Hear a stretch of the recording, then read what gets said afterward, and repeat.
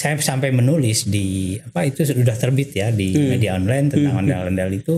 Saya bilang kalau dulu kita kampanyenya kita Pancasila, kita Indonesia, maka sekarang mungkin kita harus ngomong kita ondel-ondel. Gede, mempesona, dan lain-lain. Ya jadilah ondel-ondel. Gitu kan? Gitu ya? Iya. Tapi lihat di dalam ondel-ondel. Ondel-ondel itu tidak memiliki yang kita lihat hari ini di jalanan. Secara substansi kan dia tidak memiliki apa-apa. Dia hanya boneka mati. Ayah, itu katanya kesenian ya? Kita bilang, iya saya bilang itu kesenian Betawi. Apa indahnya ya? Musik itu buzzer itu sebetulnya kan. Yang penting kedengeran dulu. Iya. Boleh amat penampilannya buruk kayak apa. Untuk kan dibuat ditoleh, iya betul memang karena berisik. Berisik. Gitu kan. Tapi apa hidup sekedar hanya untuk ditoleh?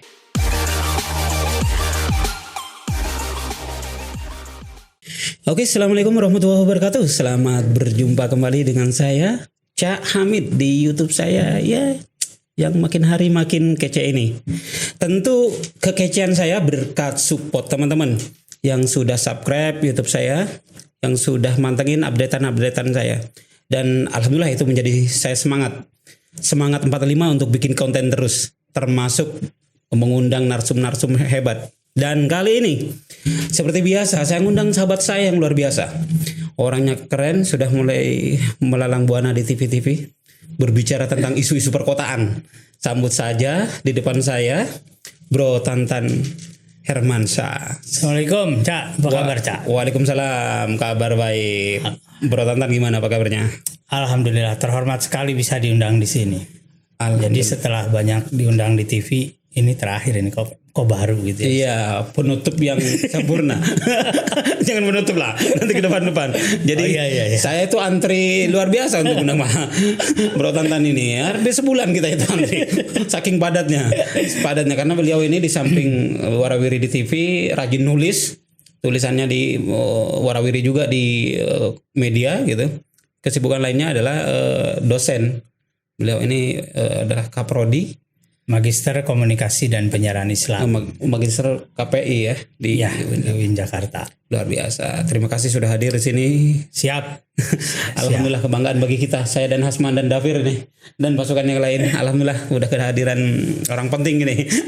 Senang lah berbagi manfaat kita ya. Iya betul. Apalagi hidup kita itu. Iya betul. Kalau tidak memberikan manfaat. Makanya itu podcast saya itu. Makanya teman-teman pantengin, insya Allah bermanfaat semua, faedah semua. Jadi akan isinya madu semua, bukan daging. Kalau daging itu kolesterol, kalau madu enggak. Asal jangan dimadu. Itu beda dengan yang lain ya. Iya beda dengan yang lain. Iya betul. Yang lain nawarin daging. Betul. Kalau kita nawarinnya madu. Gimana sehat Bro Tantan? Alhamdulillah selalu sehat insya Allah. Anugerah kita yang sekarang itu terasa lebih berbeda ketimbang zaman dulu ya. Dulu kita hidup seenaknya gitu. Sekarang udah mulai mikir nih. Betul. Termasuk ngejadwal makan gitu ya. Vitamin. Iya vitamin gitu. Karena day to day hidup kita itu menjadi besok bakal kemana lagi kita ya. Besok masih ketemu dengan dia lagi nggak ya? Betul. Karena tiba-tiba ada WA nyasar. Orang yang minggu lalu masih WA-an, ada teman saya misalnya hari Selasanya masih ketemu di tangga sapa-sapaan, Rabu lewat gitu. Betul. Jadi ya gitulah gitu. Kalau nggak pandai bersyukur, ketika kita lewat sayang. Betul. Dan rupanya banyak orang yang kemudian mengambil hikmah dan lebih rajin beribadah gara-gara COVID ini. Ya mudah-mudahan ya. Salah satunya ini bagian dari ibadah karena silaturahmi nih. Betul. Dengan Bro Tantan ini. Memanjangkan rezeki. Betul, memanjangkan rezeki, umur. Memanjangkan umur, naikkan imun. Betul. Karena bisa ketawa-ketawa bareng gitu. Jadi mana Cak Hamid juga sehat kan? Alhamdulillah sehat. Sehat, dan saya cara meningkatkan imun adalah bikin konten terus. Walaupun masih sepi gitu. jadi masih dikit gitu ya yang nonton. Saya juga pernah bikin ya di didukung oleh Apriyadi. Apriyadi, iya. Tapi kita isunya isu serius. Oh, isu serius. Iya, terlalu berat ya. Beragama. Iya. Betul. Nah, kalau sekarang mudah-mudahan lebih santai lah. Ya, kita bikin agak santai. Iya, harus lah. Walaupun isunya berat, kita bikin santai. Hidup ini udah berat. Udah susah, jangan dibikin susah. Jadi kita buat ringan-ringan saja. Walaupun isunya pasti berfaedah gitu ya kita bicarakan. Nah, itulah kemudian mengapa saya ngajak kita bicarakan sesuatu yang sering kita ketemu ya. Mungkin lagi di jalan tiba-tiba ketemu ada 4 anak ya, satu orang ngedorong-dorong alat musiknya dengan musik dangdut gitu yang sisir gitu ya. Betul. Yang satu lagi bawa kekecrek, yang satu lagi membawa boneka. Iya, ondel-ondel ya. Iya. Betul. Itu bagian dari masalah perkotaan juga. Masalah atau dinamika atau kita bisa membacanya dengan banyak perspektif. Perspektif. Gitu. Jadi kalau bahasa YouTube multiverse itu. Betul. Terserah gitu ya. Betul. Nah, tapi begini, satu hal yang kemudian saya sering lihat mereka adalah kalau cara memandang atau cara membaca fenomena ondel-ondel itu kita transformasi menjadi cara kita melihat kehidupan yang jauh lebih luas, bernegara, berindonesia.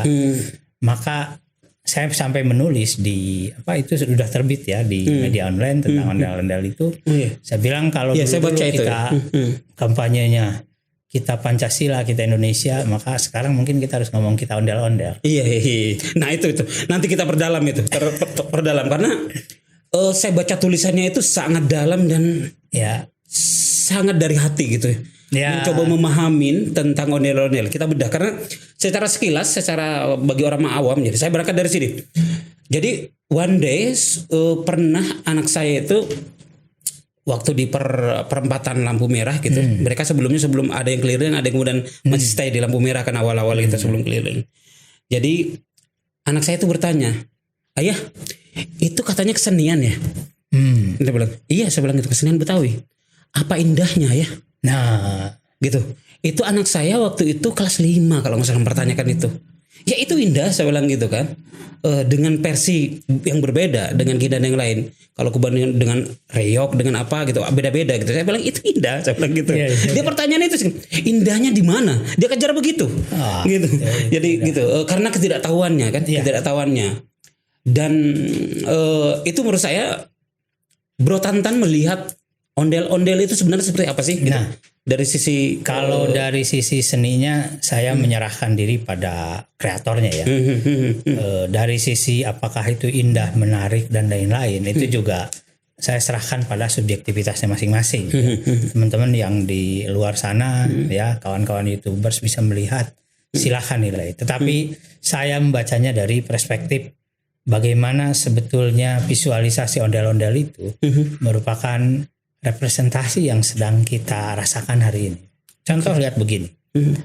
Ondel-ondel itu kan boneka ya. Boneka besar. Betul. Kalau itu kita lihat dan kita baca sebagai keinginan manusia modern hari ini yang selalu dipandang besar.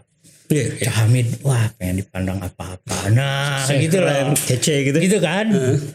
Gede, mempesona dan lain-lain. Ya jadilah ondel-ondel. Gitu kan? Betul. Iya. Tapi lihat di dalam ondel-ondel itu tidak memiliki yang kita lihat hari ini di jalanan. Secara substansi kan dia tidak memiliki apa-apa. Dia hanya boneka mati. Dia sangat tergantung pada sosok di dalamnya yang bawa, yang menggerakkannya. Nah ini masalahnya adalah kehidupan kita kadang-kadang yang kita rasakan hari ini ada sosok yang ingin dipandang hebat, besar dan lain-lain, tapi substansinya keropos, kosong. Maka lihat, saya sedih juga ya melihat bagaimana ondel-ondel yang tadi kata putranya Cak Hamid itu apa indahnya. Karena memang ondel-ondel hari ini mengalami transformasi yang mohon maaf ya itu harus di-upgrade kembali gitu. Betul, tariannya kan hanya goyang gitu, gitu. Dan ketika itu lari ke jalanan, sakralitasnya menjadi nggak ada. Nah itu. Jadi dulu itu kita menonton ondel-ondel itu hanya di momen-momen sakral, maunya pernikahan, acara budaya Betawi. Kita ngeliatnya wow ada magisnya gitu. Betul. Tapi ketika dikerek lalu lalang sampai malam gitu, yang ada kasihan. Yang ada kasihan. Saya merasa ya wah ondel-ondel jadi kesepian gitu loh. Di tengah crowdednya luar biasa. Dulu ondel-ondel itu mungkin diberi ruh ya. Diberi ruh oleh kreatornya itu. Kalau bahasa Bung Karno itu namanya mana. Jadi mana itu adalah perspektif spiritual yang dilekatkan pada benda-benda. Betul. Nah, dulu kalau kita melihat ondel-ondel berbeda. Tadi ya, dia harus sosok yang membawanya pun khusus, betul. Yang menggerakkannya pun harus belajar dulu. Betul. Tidak sekedar masuk ke dalam terus goyang-goyang gitu saja. Tetapi dia harus sosok yang kompeten lah. Sehingga kemudian ondel-ondel akhirnya memberikan visualisasi yang tadi yang magis, yang mendalam, yang betul. Kemudian kena dan lain-lain.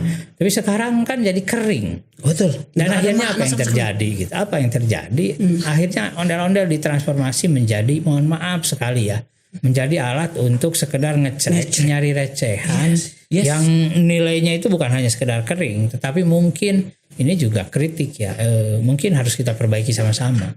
Sebagai sebuah peninggalan kebudayaan, apa yang dilakukan dan dibiarkan terjadi itu harusnya jadi keprihatinan bersama. Betul.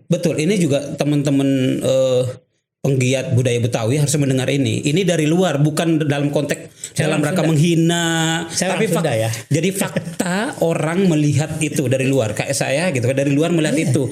Jangan saya anak kecil aja melihat itu gitu, ketika itu terdampar kira-kira dalam tanda kutip di pinggir jalan gitu. Dulu itu kita acara dengan ada petasan, kemudian ada seremonial Pancak-silat lah yang mengiringi itu, ada ondel-ondel di situ. Wow, kira-kira gitu. Tapi sekarang itu menjadi bising, apalagi musiknya pakai toa kecil yang memekakan telinga gitu. Noising. Nah, itu kira-kira gimana itu yang dianggap yang kedua kemudian mungkin kalau saya mentransformasi itu sebagai kritik sosial, juga kehidupan kita kan selain ingin kelihatan tampil gede dan seperti ingin dihormati tetapi kering substansi, tapi juga yang kedua kebiasaan kita itu yang penting rame. Cari perhatian, bikin noisy, pakai buzzer. Iya. Ya, musik itu buzzer itu sebetulnya kan yang penting kedengeran dulu. Boleh amat penampilannya buruk kayak apa. Untuk kan dibuat ditoleh, iya betul memang karena berisik. Gitu kan. Tapi apa hidup sekedar hanya untuk ditoleh? Kan kita hidup tidak bisa begitu. Nah, maka kemudian bagi saya ya, saya mengucapkan terima kasih juga pada para seniman jalanan yang ngecrek di jalan itu. Karena dia mengingatkan saya juga untuk bahwa pertama memang hidup jangan hanya sesimpel ini. Yang penting ditoleh. Yang penting menarik di level itu. Tapi penghargaannya lihat saja. Nggak ada. Betul. Jadi saya menulis tentang ondel-ondel secara sosial budaya itu dua hal sebetulnya dimensinya. Pertama ini adalah kritik pada kehidupan kita sendiri yang mungkin sudah mulai abai pada budaya-budaya dan itu warisan penting. Saya kira saya tidak tahu saya harus bilang pada siapa, tetapi saya bilang pada diri sendiri bahwa adanya ondel-ondel di jalanan yang kemudian kehilangan karakter, kehilangan wibawa, kehilangan daya magic tadi dan lain-lain. Itu seharusnya kita bertanya, ini jangan-jangan budaya kita juga udah hilang. Jangan-jangan abainya kita pada persoalan ini itu sebetulnya juga abainya kita pada persoalan tetangga, persoalan kehidupan, persoalan orang kemudian bunuh diri gara-gara pinjol dan lain-lain. Jangan-jangan semuanya sebetulnya terakumulasi pada penampilan yang ditampilkan ondel-ondel. Memaksakan seperti halnya ondel-ondel gitu. Iya, dan yang paling penting adalah hidup day to day. Gitu kan, mereka ngecek dapat berapa. Yang penting hari ini hidup, besok lusa kita nggak tahu. Gitu. Nah, ini setelah dikritik begitu kok kita masih diam-diam aja sih gitu. Itu yang menurut saya menyedihkan ya. Gitu. Di luar bahwa dari sisi subjek ondel-ondel itu banyak anak-anak. Iya, rata-rata anak-anak. Nyeker mereka itu nggak pakai sendal gitu tiang hari. Betul. Sampai malam. Bener, saya ketemu jam 10 setengah 11 malam. Saya bilang ini buat siapa ya ngeberisikin ini? Kan yang pasti berisik ya. Tetapi nyari buat siapa? Betul. Ya. Ini anak-anak ini kan usia di mana mereka harus dapat kasih sayang. Iya, kayaknya SD SMP itu rata-rata itu. Iya. SD kelas 6, SMP mungkin ya. Rata-rata kayak gitu. Jadi udah saatnya lah gitu kita dari sisi ondel-ondel sendiri ya. Tetapi ada satu hal yang juga kalau kita ngegiclek dikit ya. What the meaning ngejiclok gitu. Itu bahasa Belanda ya. Iya. Geser dikit saja bahwa kalau misalnya ondel-ondel ini transformasi pada sistem kepemimpinan, jangan-jangan pimpinan kita banyak yang kayak ondel-ondel ya. Dia yang penting penampilan tinggi, pasang senyum yang disetting gitu kan. Terus nanti diramein sama buzzer musiknya, padahal dia sendiri sebetulnya layaknya anak kecil yang harus dipopokin, dikritik nggak mau, jangan begitu. Okay. Jangan. Saya nggak boleh terlalu kencang. Iya, agak dalam. Oke. Kita tidak sedang membicarakan siapa-siapa. Betul. Iya, kita akan menjelaskan tentang fenomena ondel-ondel terkait dengan masalah sosial dan kemudian kita bisa memanainya apa kan kayak gitu kan? Itu berkualitas kita bro. Berkualitas kita. Nah, karena itu menurut saya sesuatu yang harusnya memang dikaji lebih mendalam, karena saya selalu ketika melihat itu jauh lebih prihatin ketimbang melihat pengamen gitu yang memang ngamen gitu, karena itu memang dari dulu udah seperti itu. Musik dimanapun ada gitu, dari dulu dari emperan sampai ke panggung ada gitu. Betul. Didi Kempot itu memang lahir dari pinggir jalan gitu, kemudian naik. Tapi ondel-ondel yang itu dari atas kemudian menjadi turun ke bawah gitu. Jangan-jangan saya nggak tahu kemudian ondel-ondel itu di acara-acara sekolah masih ada atau tidak, atau misalnya geser ke bawah gitu. Nah, yang paling parah begini, Cak. Jangan-jangan ondel-ondel itu sekarang sudah masuk industri. Tapi industrinya juga hanya industri memproduksi bonekanya dan ngecrek duitnya. Tapi substansinya tidak diindustrialisasi. Betul. Saya ingin cerita sedikit tentang tadi ya. Jadi di Bandung dulu zaman almarhum Hari Rusli. Itu masih hidup beliau. Iklan dulu sambil minum kopinya. Oh iya. Oke. Iklan. Minum dulu. Ngopi dulu ya. Ngopi dulu. Ayo ada iklan. Yuk lanjut. Oke. Jadi di Bandung itu dulu ketika zaman masih Hari Rusli itu kan banyak juga pengamen yang cuma modal kecrek. Betul. Cerek gitu. Nah, itu ada satu rombongan pasukan yang nangkepin tuh. Yang nangkepin pengamen-pengamen begitu. Satpol PP ya? Enggak, justru teman-temannya Hari Rusli ditangkap, dibawa ke Rumah Musik Hari Rusli, RMHH, Rumah Musik Hari Rusli. Saya pernah ke rumahnya situ. Nah, dia si pengamen itu dilakuin apa? Ketika udah ditangkap, ya memang rada dikerasin untuk belajar musik dengan benar. Oh, di-upgrade justru. Dilatih yang latih ukulele, latih gitar, latih musik, yang saksofon dan lain-lain. Maka setelah RMHH itu berperan mengupgrade para pengamen, maka kita bisa mendapatkan jarang sekali para pengamen di Bandung waktu itu yang jelek, yang ngamen ala kadarnya, yang ngamen kecrek-kecrek begitu nggak ada, apalagi cuma musik ini doang nggak ada. Gitu. Itu saya kira pekerjaan mulia itu. Dan harusnya terkait ondel-ondel itu yang dilakukan ya. Pesannya itu, Cak. Ada yang kemudian karena ini tetap ada orang yang butuh, kita harus akuin bahwa ada orang yang kemudian mengambil manfaat dari situ, ada kebutuhan secara ekonomi di situ. Tapi bagaimana yang ditampilkan itu menjadi lebih berkelas, minimal pantas, jadi enak gitu ya. Jadi enak, musik tidak asal berisik, betul, goyang tidak setak gitu-gitu doang. Pertanyaan besar itu, kenapa saya bilang gitu? Pakainya tua kecil yang itu yang itu biasanya dipakai oleh untuk memanggil walet ya. Iya. Sejenis itu hampir satu frekuensi dengan itu. Musik kan nggak di situ biasanya untuk didengar manusia. Betul. Karena memang karena dia hadir karena industri tadi. Di luar bahwa saya pernah mendengar para pelaku ondel-ondel ini tadi ya hubungan dengan industrialisasi tadi. Katanya, meskipun ini belum pernah saya wawancara langsung, jadi saya tidak dapat data perbatinnya. Si anak-anak itu hanya agensi saja. Jadi ada pemiliknya. Jadi mereka bagi hasil gitu. Iya, jadi pemilik boneka itulah pemiliknya. Dan dia melihat potensinya itu. Jadi dia bikin boneka terus dibawa sama anak-anak naik angkot gini ya. Naik angkot, iya, betul, turun di mana. Nah, terus mereka jalan. Nanti mereka store. Itu kan dalam tanda petik ya. Ini sebetulnya program-program rumah anak atau pemberdayaan anak harus prihatin dengan teman-teman yang seperti ini ya. Mereka sudah kapasitasnya tidak ada, waktu bermainnya hilang, terus juga ini di luar yang lain-lain ya, di luar bahwa ondel-ondel sebagai peninggalan kebudayaan harus dilestarikan, tapi juga harus di-upgrade kualitasnya. Betul, biar kemudian lebih menarik, lebih pantas, lebih dihargai. Terus auranya juga kembali, betul. Gitu. Jadi bukan sekedar industrialisasi untuk nyari makan, tetapi di dalamnya kan ada nilai yang harus dipertahankan. Bagaimana dengan umpamanya ini bergesernya ondel-ondel ini dari kemudian tempat sakral menjadi di jalanan itu bagian dari potret secara umum umpamanya quote unquote budaya apa atau masyarakat Betawi yang kemudian mulai terpinggir, bro. Gitu.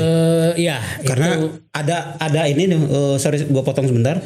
Ada anekdot yang gue sih nggak seneng denger itu.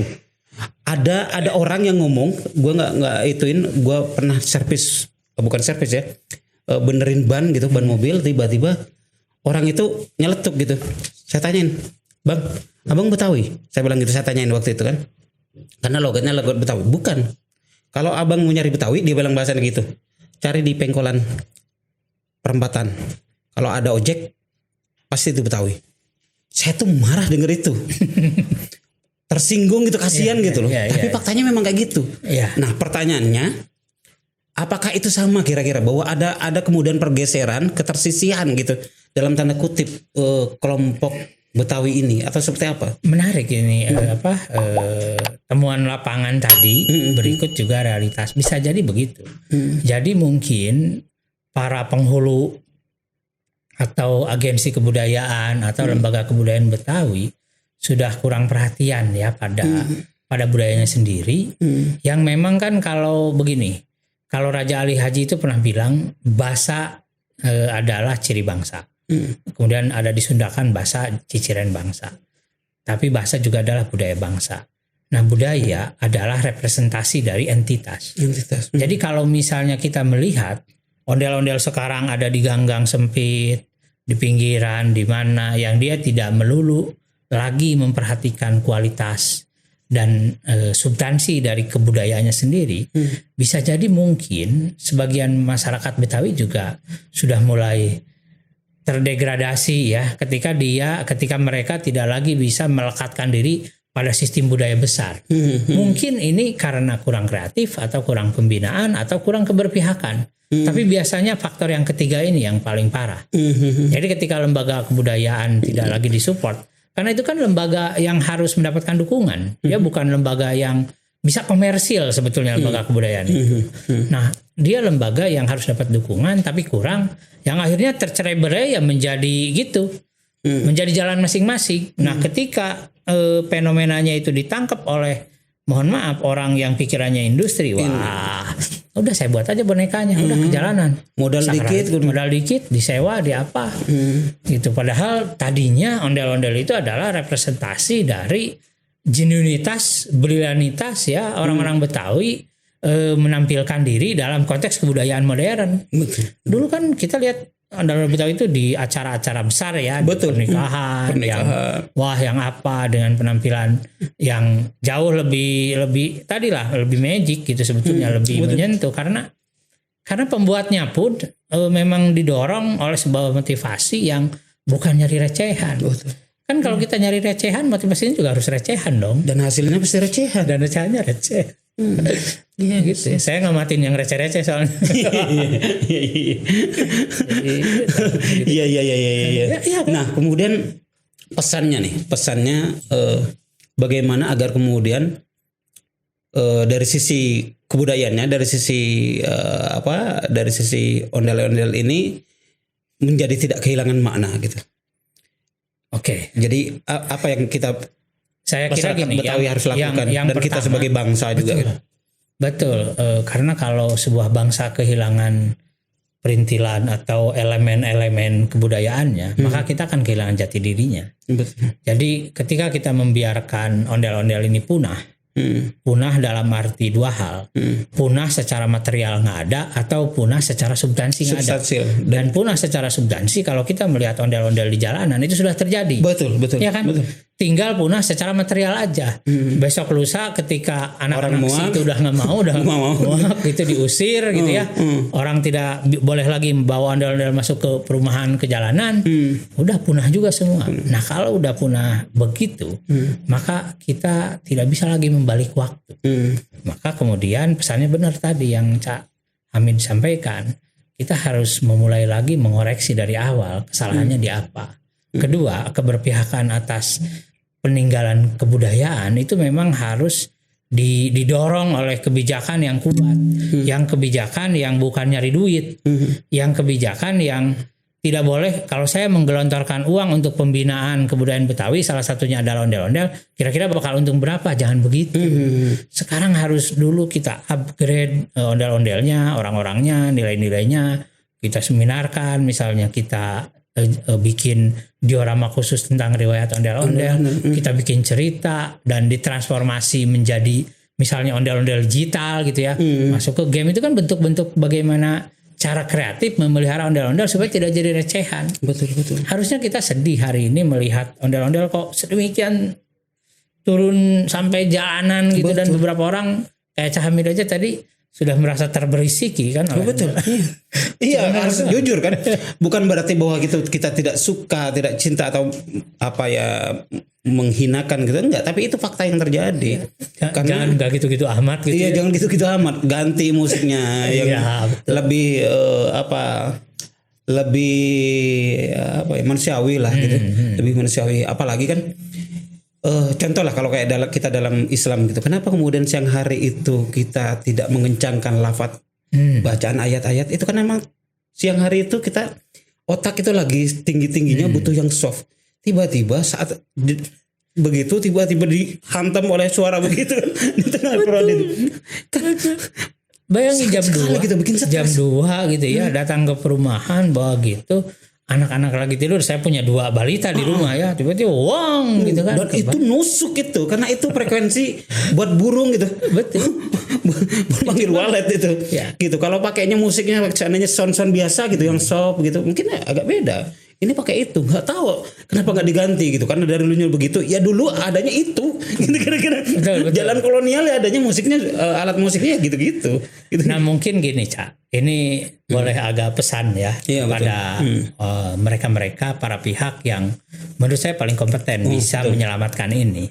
Yang pertama tentu saja Menteri pariwisata dan ekonomi kreatif. Ya betul. Bang Sandi itu ya supaya YouTube-nya dilihat juga. Iya betul. Jadiin teaser nanti kata tadi diedit. Enggak. Justru jadiin teaser gitu. Enggak, kalau buat Pak Sandinya mah jangan, harus tetap ada. Saya kira Pak Sandi dengan visi kreatifnya tentang bagaimana pelestarian budaya sebagai salah satu destinasi wisata harusnya bisa menjadi garda depan yang bisa menyelamatkan warisan budaya ondel-ondel ini. Ondel-ondel jangan hanya ditaruh di museum lah, karena ondel-ondel ceritanya juga bukan barang pajangan. Ondel-ondel itu seni pertunjukan.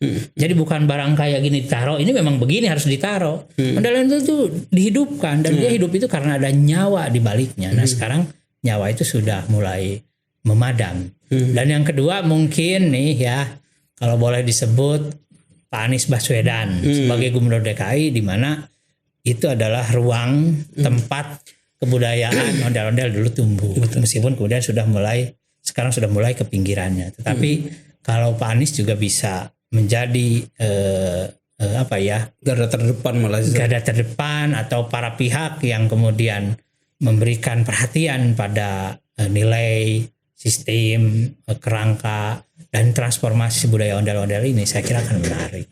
Dan apalagi kalau bisa sampai menyelamatkan dan membuat momen, wah itu lebih menarik lagi. Tak peduli isu politiknya, ya ini isunya bukan isu politik. Gitu Cak. Oke, mantap. Jadi teman-teman, sekali lagi saya highlight dulu, ini tidak dalam rangka menjelek-jelekkan, mendiskreditkan ondel-ondel, tapi kita justru karena prihatin kemudian membicarakan ini, mengangkat kenapa itu kemudian terjadi. Bahkan tadi terkait maknanya dengan kita, fenomena ondel-ondel terkait kita sebagai perkotaan, sebagai di politisi segala macam sudah digambarkan dengan secara gamblang oleh sosiolog kita. Ini sudah luar biasa dan saya nggak perlu simpulkan detailnya. Teman-teman sudah bisa mengambil hikmahnya. Yang penting, yang pasti bahwa kita kalau kemudian berkaca pada ondel-ondel, langsung atau tidak langsung, sebetulnya kita juga bagian dari ondel-ondel. Iya. Bahwa ada kita itu sebetulnya hanya jasad yang dipengaruhi oleh oleh sesuatu yang di luar gerak kita. Iya. Dan termasuk kita bersama itu tentu. Jadi mungkin itu saja teman-teman semua video kali ini. Terima kasih dan sekali lagi saya mengingatkan kepada teman-teman yang baru ketemu, yang baru kemudian ketemu channel ini, langsung aja subscribe YouTube-nya. Insya Allah teman-teman nggak akan kecewa karena ini akan menghadirkan sesuatu yang menarik, yang berbeda, yang kemudian akan bermanfaat bagi teman-teman semua. Mungkin itu saja. Sekali lagi Assalamualaikum warahmatullahi wabarakatuh. Waalaikumsalam warahmatullahi wabarakatuh. Terima kasih. Ya, terima kasih. Thank you. Okay, thank you for watching and subscribe, bro.